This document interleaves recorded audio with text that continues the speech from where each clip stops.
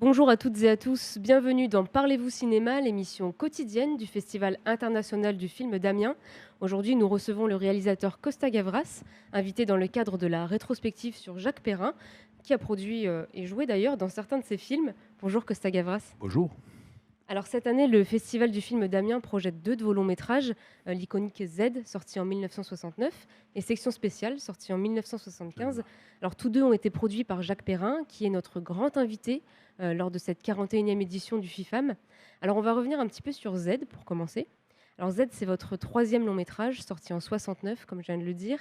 Il porte sur un député pacifiste qui se fait assassiner alors qu'il vient faire un discours dans une ville dont on ne connaît pas le nom. Le meurtre est camouflé en accident par les autorités. Or, il s'agit bien d'un crime commis par un groupuscule d'extrême droite. Pourquoi avez-vous envie, dès le début de votre carrière, de faire des films qui ont une telle conscience politique ? Mais non, je pense que tous les films sont politiques, vous savez. J'ai fait 2 films avant et je pense que les films sont politiques dans la mesure où on s'adresse à des milliers, parfois des millions de personnes. Donc il y a une relation qu'on crée avec le public. On lui propose une histoire, que ce soit une histoire vraie ou que ce soit une histoire de fiction. Et dans cette histoire, il y a des éléments qui apprennent quelque chose au public sur la vie, sur les hommes, sur les femmes, sur la justice, etc. Et voilà, là, c'est une responsabilité. Donc c'est ça la politique, à mon avis, pour le film.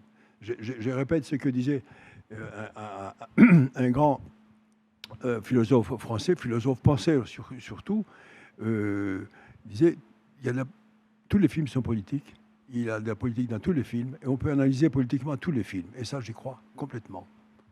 C'est Roland Barthes qui disait ça ? C'est Roland Barthes qui disait ça. Et c'était un grand penseur, et je crois qu'il avait absolument raison. Et est-ce une nécessité pour vous de faire un film politique comme Z, après le putsch de 1967 en Grèce, qui est votre pays natal ? C'est ça, c'est vrai qu'il y a eu ce film, il n'est pas dit dans le film, mais ça se passe en Grèce. C'est une vraie histoire d'un vrai assassinat fait par des extrémistes, mais aussi les extrémistes étaient appuyés par les gouvernements d'alors et par la famille royale qui voulait se débarrasser d'un type qui était moderne, etc., et pacifiste. Et donc, il y a eu le putsch des colonels pour empêcher un certain parti politique qui était plus à gauche, disons, de venir au pouvoir. Et lui, il allait être le chef. Et ils l'ont tué. Voilà. Donc, il fallait parler de cela. Et il fallait parler de cela comme on écrit sur le mur, en bas les colonels, en bas la dictature. Voilà. Et c'est comme ça qu'on a fait tous ces films, dans ces mouvements-là. Et c'est vrai qu'on croyait tous au film, mais les producteurs ne croyaient pas. Personne ne croyait au film. Parce qu'il n'y avait pas les ingrédients habituels qu'on a dans un film. C'est une histoire d'amour, une femme, un homme, un acteur principal qui est depuis le début jusqu'à la fin, etc., etc. Donc c'est un film tout à fait à part, tout à fait paradoxal, si vous voulez, pour la production. Mais nous, on y croyait. On croyait qu'il fallait le faire. On ne croyait pas qu'il allait faire un succès, mais on s'affichait un peu d'une certaine manière. Il est important de dire ce qu'on pensait. Et c'est vrai que le sort du film nous a dépassé complètement. Ça a été un succès énorme en France, un succès énorme dans le monde. Donc c'était la surprise pour tout le monde et ça allait pour moi toujours très surprenant de voir, comme tout à l'heure, une salle pleine avec des jeunes. Et je leur ai dit, peut-être même vos parents n'étaient pas nés quand le film a été fait. Et ils ont réagi très positivement au film. Donc c'était miraculeux. On avait raison de le faire, mais on ne savait pas que ça allait faire ça. Et c'est, à mon avis, encore mieux qu'on ne sache pas. Je vous propose qu'on regarde tout de suite la bande-annonce de Z, sortie en 1969.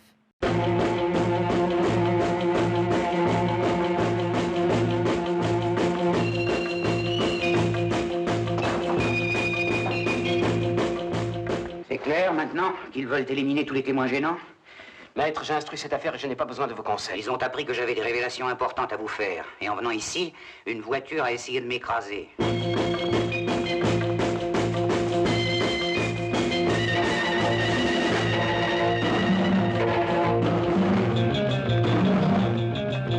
Tu es tombé et tu t'es cogné contre le trottoir. Mais non!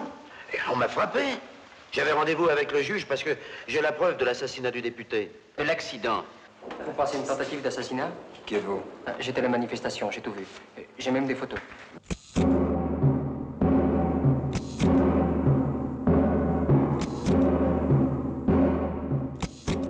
Merde, c'est pas lui. Je t'avais bien dit que c'était pas lui.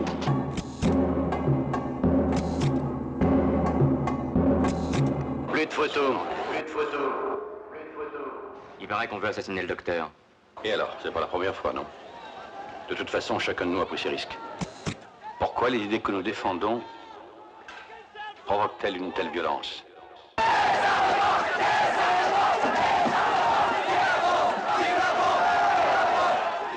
Où la puissance explosive des bombes atomiques stockées correspond à une tonne de dynamite par habitant. Attention!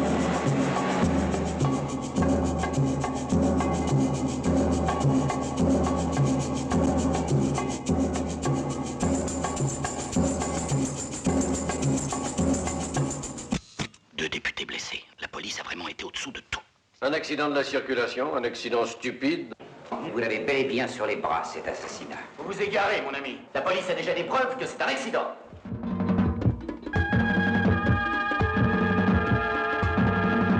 Le coup mortel est celui reçu sur le crâne. Et il n'a pu être donné que par un instrument du genre matraque. Quoi, un coup de matraque? Mais donc, Osmelkil, ces médecins, vous allez nous foutre dans un... Vous êtes le seul maître à bord avec votre conscience. Et après Dieu.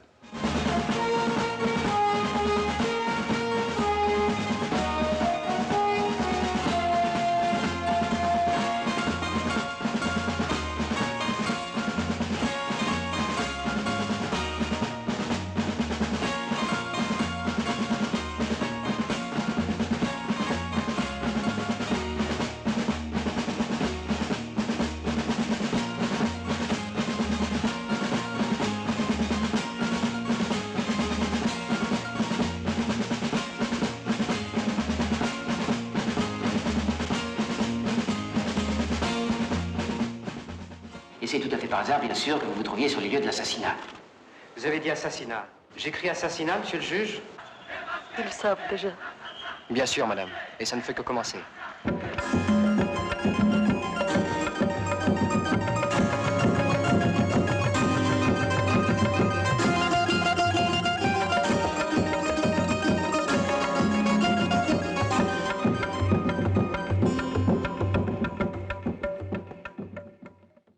On était en train de regarder la bande-annonce de Z, sortie en 1969, de Costa Gavras, qui est avec nous sur le plateau de Parlez-vous cinéma ce soir. Costa Gavras, pour reprendre l'introduction de Z, je me souviens, on peut lire « Toute ressemblance avec des événements réels, des personnes mortes ou vivantes, n'est pas le fait du hasard, elle est volontaire ». Vous annoncez immédiatement la portée politique et réaliste du film, et pourtant vous utilisez plutôt le registre du thriller policier pour parler politique. Pourquoi ce choix ? C'est pas le thriller. Vous savez, quand il y a comme ça une histoire extraordinaire dans un pays, que ce soit en France ou ailleurs, et qu'il y a un assassinat important, tous les matins, on lit le journal pour savoir ce qui s'est passé. Est-ce qu'on a trouvé l'assassin? Qui est l'assassin? Pourquoi? Etc. Donc, c'est ce rythme-là que j'ai essayé de donner au film. C'est pas un thriller, c'est la vie. C'est la vie, l'intérêt de savoir, intérêt intense de savoir ce qui s'est passé, qui l'a fait, et aussi, quand on sait à peu près c'est qui l'a fait, est-ce que la justice va aller jusqu'au bout? Parce que c'est ça aussi le thème du film. Est-ce qu'un juge acceptera d'accuser, éventuellement de mettre en prison, des personnages aussi importants que des généraux, des chefs de police, etc. etc. Bon. Et ça, c'est l'autre suspense. Alors, on attend aussi dans les journaux pour savoir si... Voilà, c'est ces rythmes-là que j'ai essayé de faire. On l'appelle thriller, on l'appelle tension, tout ce que vous voulez. Mais moi, je pense aussi à une autre chose. Je pense que quand je fais un film, je fais du spectacle. Donc, je vais être près de ce rythme-là, près de cette réalité-là. Parce que comme spectateur, dans un film, je suis le premier spectateur. Donc, je fais le film comme j'aimerais le voir. Voilà. Et alors, les autres spectateurs suivent, et parfois, ils ne suivent pas. Mais enfin, c'est comme ça qu'on fait les films. Il n'y a pas de recette pour dire, je vais faire un film, que ça marche, parce qu'il est polar, c'est un polar, thriller, etc. Alors, ça n'existe pas. Je pense qu'il faut se baser sur soi-même. Et vous disiez tout à l'heure, lors de votre masterclass, qu'il y avait énormément de jeunes. Est-ce que vous pensez que Z est un film moderne, intemporel ? Je pense qu'il est temporel. Intemporel parce que d'abord, je ne dis pas les vrais noms de personnages. Je ne dis même pas de quel pays il s'agit. Puisque, naturellement, peu à peu, le spectateur peut le comprendre. Mais c'est son affaire de le comprendre, de ne pas le comprendre. C'est une histoire humaine. C'est un assassinat injustifiable. C'est un juge formidable qui, malgré ses opinions, si vous voulez, très conservatrices, il va jusqu'au bout de la vérité. Il veut aller jusqu'au bout de la vérité et il accuse, il est responsable. C'est ça qui était important aussi pour moi. Ces personnages-là, entre autres, le juge, qui est quand même un juge honnête et profondément croyant en la justice et à ce que la justice doit être. Et est-ce que vous pensez que la forme cinématographique porte l'engagement dans votre film? Mais porte l'engagement, parce que pourquoi nous le mettons en scène, l'auteur de film, nous faisons un film qui va être presque automatiquement par des milliers de personnes, parfois par des centaines de milliers, parfois des millions de personnes. Donc c'est un engagement. Ce n'est pas un engagement automatiquement philosophique, c'est avant tout pas un engagement philosophique ou idéologique, c'est un engagement vis-à-vis du public, pour lui raconter une histoire sans la tricher, surtout quand elle est vraie, pour la raconter avec le plus moralement possible, le plus éthiquement possible, si je puis dire. Voilà, c'est ce que je fais et c'est ça qui est le plus important. Mais c'est ça l'engagement. Et après, c'est l'engagement aussi, si vous voulez, philosophique personnel. Qu'est-ce qu'on croit? Est-ce qu'on croit qu'on peut manipuler la justice pour des raisons d'État? Non, moi je ne crois pas. La justice, c'est la justice, l'État, c'est l'État. Et la justice, la police, tout ça, ne peut pas se soumettre à l'État. Il faut qu'il fasse le travail, surtout la justice, comme elle doit le faire. C'est ce qui se passe dans le film et c'est ce qui m'a d'ailleurs plu dans cette histoire pour la faire. Après, pour l'engagement, c'est aussi au public de s'approprier votre film. C'est public. C'est public. Dans la mesure où le film, comme je vous disais, est vu par des milliers de personnes, nous devenons volontairement ou involontairement des personnages un peu publics. Voilà. Donc c'est ça aussi, c'est une responsabilité. Et pour le scénario, vous avez travaillé avec l'écrivain Georges Semprin. Semprin, oui. Comment s'est passée cette collaboration? Qui était un ami. Et quand je lui ai proposé cette histoire, il a accepté tout de suite et on a travaillé. Alors, on a travaillé d'une manière particulière parce qu'on voulait faire le film rapidement, ne pas traîner pendant 2 mois comme il arrive. Alors, on s'est isolés, tous les deux, dans la maison de campagne d'un ami et on a travaillé jour et nuit comme ça. Et on a fait le film très, très rapide. On a fait le scénario très rapidement, en 5-6 semaines, ce qui d'habitude prend plusieurs mois. Mais c'était un travail intense parce que nous croyons tous les deux à l'histoire et que tous les éléments que l'on voulait mettre, adapter pour faire le film, étaient aussi quand même dans le livre. Et le tournage a été aussi rapide? Le tournage était un peu plus long, malheureusement, parce que ça coûtait beaucoup plus cher. Mais on l'a fait quand même rapidement, il faut dire, dans des conditions très bien, parce que les acteurs croyaient beaucoup au film, tous, et qu'ils étaient prêts tous les jours, à l'heure, et avec le dialogue qu'ils connaissaient au rasoir, si je puis dire, et avec une vraie passion, parce que je crois que ce film a été fait avec une passion de nous tous, à commencer évidemment par le metteur en scène et puis par tous les acteurs, je veux dire même par les techniciens aussi. Au casting, justement, on retrouve Jacques Perrin, Jean-Louis Trintignant ou encore Yves Montand. D'ailleurs, à votre arrivée en France, c'est Yves Montand et Simone Signoret qui vous ont, entre guillemets, initié à la politique. Est-ce que vous pouvez revenir sur cette rencontre? En fait, j'étais assistant metteur en scène de René Clément. Il faisait un film qui s'appelait Le jour et l'heure. Et l'actrice principale était Simone Signoret. Et comme assistant, je devais m'occuper de tous les problèmes qu'elle allait rencontrer dans le film. Ses costumes, les horreurs, etc., etc. Et elle allait souvent chez eux. Et voilà. Et comme ça, un jour, Yves Montand est passé aussi là, il était là. Il m'a dit, tu joues au volleyball? Je lui ai dit, oui, je joue au volleyball. Il dit, viens pendant le week-end à la campagne, je vais faire 2 équipes de volleyball. Voilà, c'est passé comme ça. Et peu à peu, quand ils ont fait mon premier scénario, ils l'ont lu, ça les a intéressés et ils ont joué dans le film, ils ont accepté de faire le film et c'est comme ça que le film a été fait d'ailleurs. Et comme le film a marché très bien, nous sommes devenus proches et peu à peu amis. J'ai fait 5 films avec Montand et dans 2 de ces films, il y a Simone Signoret aussi, oui. Et pour la musique de Z, vous avez choisi le compositeur grec Mikis Theodorakis. Ce musicien était emprisonné durant la dictature grecque. Est-ce que c'était un acte militant de votre part de mettre cette musique dans votre film? Comme le film était quand même une histoire grecque, je pensais que le musicien le plus intéressant, le plus apte de comprendre l'histoire et de faire quelque chose de particulier, c'était Mikis. Mais Mikis était dans une petit village, comme en prison, par les colonels, et ils ne voulaient pas les laisser passer. Alors, Jacques Perrin, comme acteur, a a réussi à l'approcher. Et Mikis lui a dit, voilà, Costa peut prendre toutes les musiques qu'il veut dans mes musiques existantes. C'est ce qu'on a fait. Alors il a fallu voir, je la connaissais sa musique, mais j'ai dû entendre des heures et des heures de musique, et j'ai choisi des morceaux que nous avons reproduits, recomposés même d'une certaine manière, pour qu'ils tiennent dans la longueur qu'il fallait, dans chaque séquence. Et c'est vrai que c'était un bon choix, parce que la musique a beaucoup aidé le film, oui. Vous pensez que la musique a une importance dans les films de manière générale? D'une manière générale, oui. Je pense même beaucoup plus que cela. Je pense que la musique est un personnage du film. Un personnage qui dialogue avec les acteurs. Dialogue, il avance, il dévance, ou après les scènes particulières, il dit ce qu'il pense au dialogue, aux acteurs. C'est vrai, un dialogue. C'est comme ça que je la conçois, et c'est comme ça que je travaille avec les musiciens. Et je conçois souvent la musique, parfois même pendant l'écriture du scénario. Et je crois que vous disiez tout à l'heure pendant la masterclass que c'est dans l'aveu où vous n'avez pas mis de musique. C'est l'aveu, c'est l'aveu. Il n'y a pas de musique du tout. Il y a juste la musique de la fin pour le générique. Et il y a pendant 10 ou 15 secondes, à l'intérieur du film, à un moment particulier, où j'ai mis une petite musique, mais pendant tout le film, il n'y avait pas besoin de musique. Le personnage était en trop. Les personnages étaient là, ils avaient leurs problèmes, et ils essayaient de les résoudre par eux-mêmes sans l'aide d'un troisième personnage extérieur. Et donc cette année à Amiens, on peut aussi voir Section spéciale, un autre de vos films sorti en 1975, dans lequel je dirais pas que vous prenez le contre-pied non plus de Z, parce que ça reste un film politique, mais cette fois-ci, vous donnez des noms exacts, vous brouillez un peu moins les pistes que dans Z. Pourquoi ce tournant ? Oui, parce que là, ces noms étaient partout. Ces noms-là étaient dans la presse, un peu partout. Ils étaient devenus très célèbres. Les responsables, les différents des responsables dans les films. Donc, on ne les a pas montrés, on ne les a pas dit entièrement. On les a changés un tout petit peu. Mais ceux qui connaissent l'histoire, ils les reconnaissaient tout de suite. Voilà. Mais parce qu'on ne peut jamais dire le vrai nom exactement. D'abord, c'est malhonnête. Parce que ce n'est pas le personnage vrai, c'est un acteur qui joue le personnage. Donc, il faut changer un peu.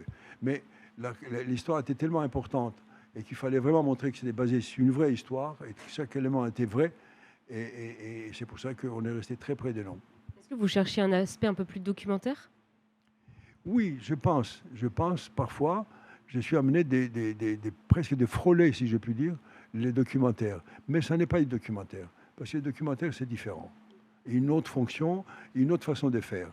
On doit être complètement dans ce qui est la vérité, dans la synthèse de la vérité, parce que la vérité existe. On raconte la vérité.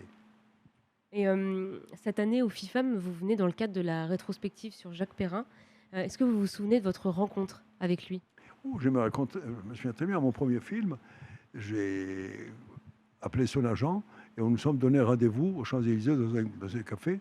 Et on s'est rencontrés, on s'est regardés. Je lui ai dit, voilà, j'ai fait mon premier film, j'ai un personnage comme ça, comme ça. Il m'a dit, ça m'intéresse beaucoup, etc. Et je lui ai donné le scénario. Et très rapidement, 2 ou 3 jours après, il m'a appelé, il me dit, je serai avec vous dans le scénario. Voilà. Et on est devenus amis depuis, on ne s'est jamais séparés. C'est d'ailleurs lui qui a produit Z. C'est lui qui a produit Z. Mais d'ailleurs, il n'était pas producteur, en fait. Oui, à la base, il n'était pas producteur du tout. Il n'était pas producteur. Il avait fait un petit court-métrage. Enfin. Et puis, quand on a trouvé où on pouvait, grâce à lui, où on pouvait tourner le film, Alger, c'était la ville qui conviendrait le mieux, on s'est trouvé devant, il faut maintenant un producteur. Et on l'a dit, c'est Jacques. Il a accepté. En plus, il jouait un rôle dans le film. Donc, il était dans le film comme acteur et comme producteur. Alors, il a travaillé le pauvre jour et nuit pour arriver à bien produire le film. Et c'est vrai que le film a été très bien produit pour un débutant. Et ça a été compliqué de produire le film sans... Ça aurait C'était été compliqué sans lui. C'était compliqué parce qu'on n'avait pas beaucoup d'argent. On avait très peu d'argent. Il fallait faire des économies partout. Il fallait faire attention aux journées de tournage pour ne pas dépasser, etc., etc. Et Jacques était là en permanence pour suivre tout cela. Et en même temps, il essayait de faire des ventes aussi à l'étranger du film. Parce qu'on fait ça souvent. On prévend le film pendant les tournages pour pouvoir le finir, le film, économiquement. Et ben, il a fait ça aussi. Voilà. Et en tant que producteur, aujourd'hui, il est plutôt sur des documentaires animaliers autour de la nature. Oui, vous avez pu voir un peu son œuvre ? Oui, mais de fiction aussi. Je crois que Jacques, c'est un des plus grands producteurs que nous avons en France, que nous n'avons jamais eu en France. C'est lui qui a fait les films les plus originaux. Et il les a fait dans les meilleures conditions possibles. Et il lui est arrivé souvent, comme dans Océan par exemple, d'avoir besoin de filmer les baleines, par exemple, quand elles descendent à un certain moment de leur vie, en profondeur, où les hommes ne peuvent pas aller, où il n'y a pas de caméra. Donc il a fait fabriquer des appareils pour faire cela. Il a fait fabriquer des appareils aussi pour le microcosme. Parce que pour filmer les fourmis, par exemple, tout ce petit monde, eh ben, il fallait des objectifs particuliers. Il en a fait construire. C'est que les producteurs ne font pas d'habitude. Il en a fait aussi pour le peuple migrateur. Je crois Pour le peuple il a filmé migrateur, les oiseaux en ULM. oui, et très puis proche. il a fait de telle manière que tous ces oiseaux-là les suivaient. Il disait par ici et les oiseaux suivaient. Mais il y a un secret de cela. Jacques va sûrement le raconter tout à l'heure. Et c'est formidable. Il fallait que quand les œufs éclorent, il faut qu'ils soient là. Que la première personne voit et qui leur donne à manger soit présent. Et il s'attache à cette personne-là. Et c'est ce qu'il a fait. Il cherche des moments singuliers, en fait. Singulier, absolument. Vraiment. Et il a fait. Il a met fait. tous C'est les pas une chose moyens facile. pour les trouver, en plus. Voilà. Et Jacques Perrin. c'est vrai qu'on les voyait tous ces oiseaux, ils faisaient et ils venaient après lui. Tout. Et pour revenir un petit peu du coup sur votre relation avec Jacques Perrin, quel lien entretenez-vous aujourd'hui? Oh, amical, on se voit souvent, on aime beaucoup se voir, on discute des choses, de ce qu'il fait, de ce que j'ai fait, etc. Voilà. Et c'est de l'amitié, Et peut-être de la production un jour. On a fait un autre film qui s'appelait Section spéciale, où Jacques l'a produit entièrement. J'étais sur un autre sujet, et puis le sujet sur lequel ne se faisait pas, il m'a dit faisons une section spéciale. Et on l'a fait. Je crois qu'on a fait un beau travail. Merci beaucoup, Costa Gavras. Je rappelle que vous êtes au FIFAM cette année, aux côtés de notre grand invité, Jacques Perrin. Vos films Z et Section spéciale donc, sont à voir ou revoir, également au Festival d'Amiens cette année. Notre émission arrive déjà à sa fin. Vous pouvez retrouver tous les épisodes de Parlez-vous cinéma sur la chaîne officielle sur YouTube du festival. À la prochaine.